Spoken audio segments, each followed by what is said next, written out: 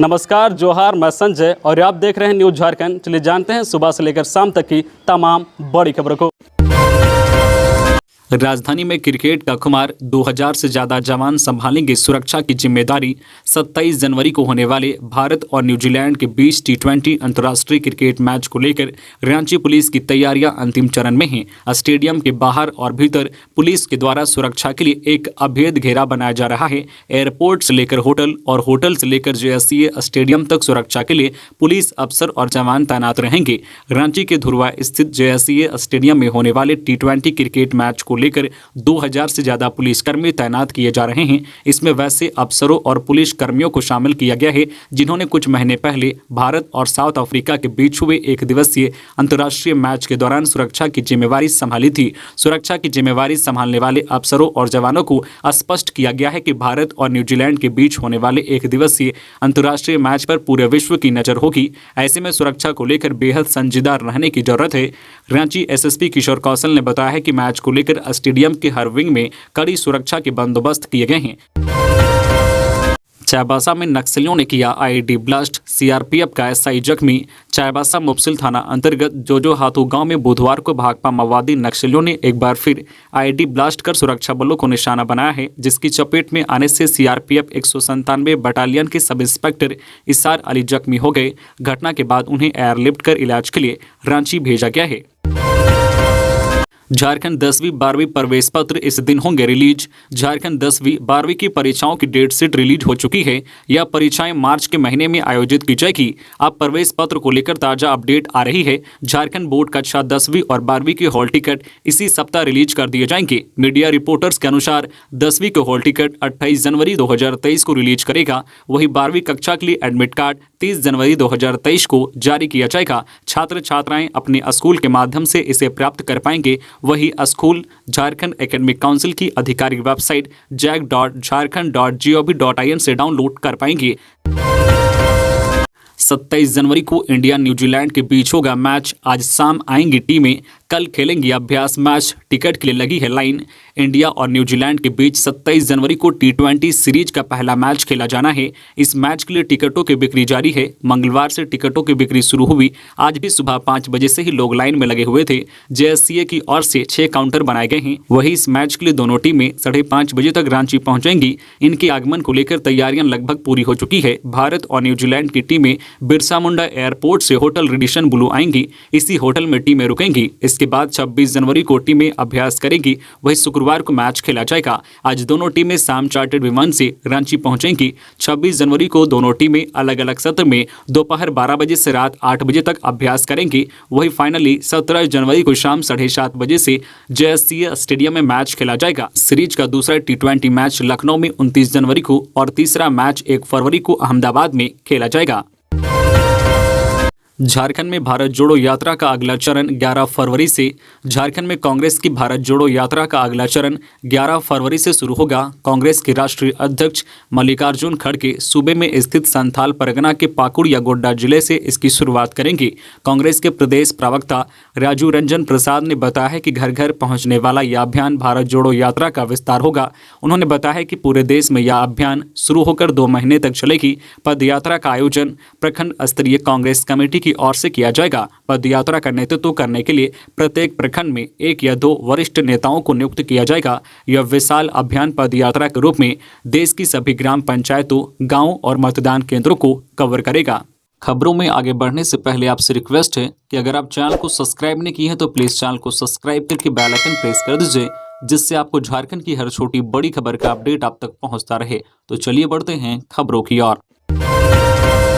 गणतंत्र दिवस के अवसर पर 901 पुलिसकर्मियों को मिला सम्मान, 140 को वीरता पुरस्कार।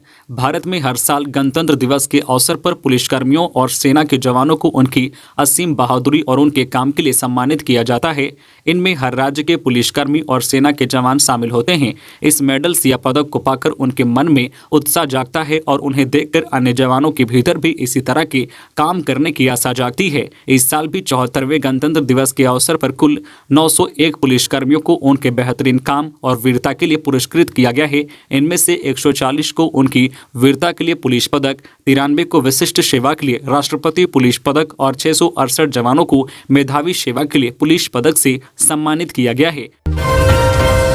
निजी क्षेत्रों में 75% स्थानीय को नौकरी देनी है, लेकिन स्थानीयता का आधार ही तय नहीं। राज्य सरकार ने निजी क्षेत्र की कंपनियों में 40,000 रुपये तक वेतन वाले पद पर 75% स्थानीय लोगों को बहाल करने का कानून बनाया है। पिछले वर्ष 8 सितंबर को झारखंड विधानसभा ने इस विधेयक को पारित किया था।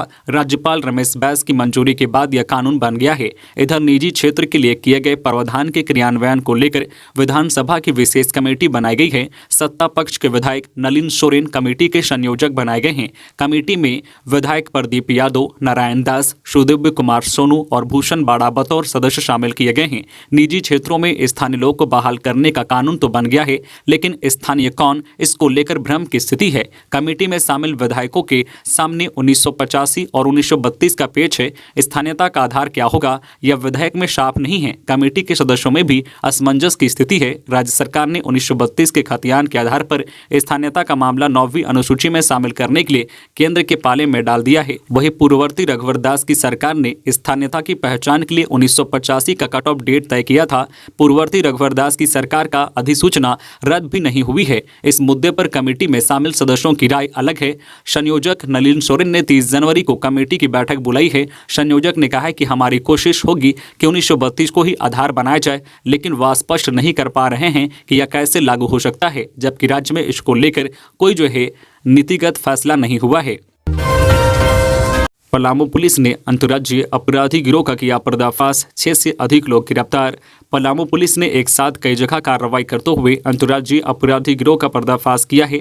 इस कार्रवाई में आधा दर्जन से अधिक अपराधियों को गिरफ्तार किया गया है। गिरोह में शामिल सभी अपराधी झारखंड, बिहार और छत्तीसगढ़ में आपराधिक घटनाओं को अंजाम देते थे। पुलिस ने अपराधियों के पास से कई मोबाइल, सिम कार्ड और अन्य आपत्तिजनक सामग्री बरामद कर ली है। गिरोह के लोग लूट और रंगदारी मांगने की घटनाओं को अंजाम देते थे। बेड़ो की बेटी गणतंत्र दिवस के दिन राजपथ पर देगी तिरंगे को सलामी। बेड़ो की बेटी प्रिया तिर्की 26 जनवरी को गणतंत्र दिवस के दिन दिल्ली में आयोजित परेड में हिस्सा लेगी। राजपथ पर नेवल यूनिट 1 की परेड में वह शामिल होगी। प्रिया उरांव नगर निवासी जो सुशील तिर्की की पुत्री है। फिलहाल वह गोशनर कॉलेज रांची की छात्रा है। राजपथ पर गणतंत्र दिवस के परेड के लिए पूरे राज्य में 3 माह से चयन प्रक्रिया चल रही थी, जिसमें छात्रा का चयन हुआ। नग्न अवस्था में पेड़ पर लटका मिला महिला का शव, बेटे ने कहा डायन बताकर मां की कर दी गई हत्या। पुलिस ने कहा हम जांच कर रहे हैं। महिला का शव नग्न अवस्था में रास्ते में पेड़ पर लटका मिला। जिसने भी इस शव को देखा वह हैरान रह गया।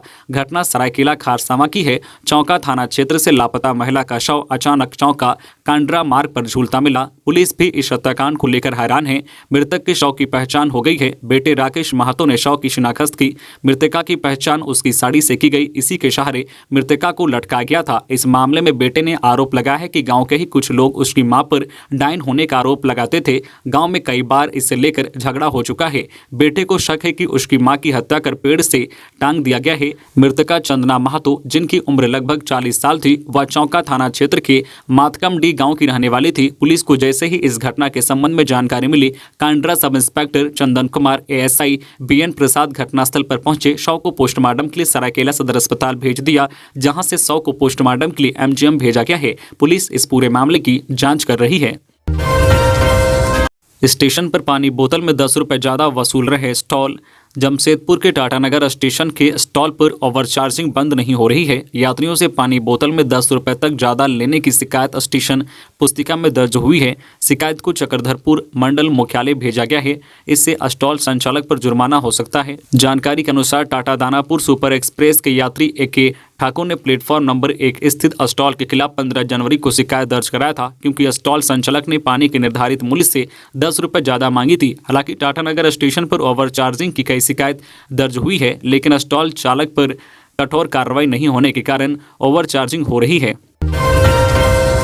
दुस्साहस, साहिबगंज में ईडी के गवाह को दी धमकी, केस दर्ज। साहिबगंज में 1000 करोड़ के अवैध खनन में ईडी के गवाह जनार्दन यादव ने जान से मारने की नीयत से उन पर फायरिंग की शिकायत की है। गवाह का दावा है कि ईडी की गवाही से मुकरने के लिए अपराधियों द्वारा लगातार धमकी दी जा रही है। इस मामले में जेल में बंद ईडी के मनी लॉन्ड्रिंग के आरोपी बच्चू यादव के कहने पर हत्या करने की साजिश का अंदेशा गवाह ने जताया है। पूरे मामले में पुलिस मुख्यालय के ऑनलाइन सिस्टम के जरिए एफआईआर कराई गई है। ईडी के सहायक निदेशक को भी पत्राचार कर मामले की जानकारी दी गई है। गौरतलब है कि 1000 करोड़ के अवैध खनन में गिरफ्तार बच्चू यादव साहिबगंज का पुराना हिस्ट्री सीटर रहा है। बच्चू के खिलाफ पूर्व में साहिबगंज में हत्या, डकैती समेत 13 आपराधिक मामले दर्ज हैं।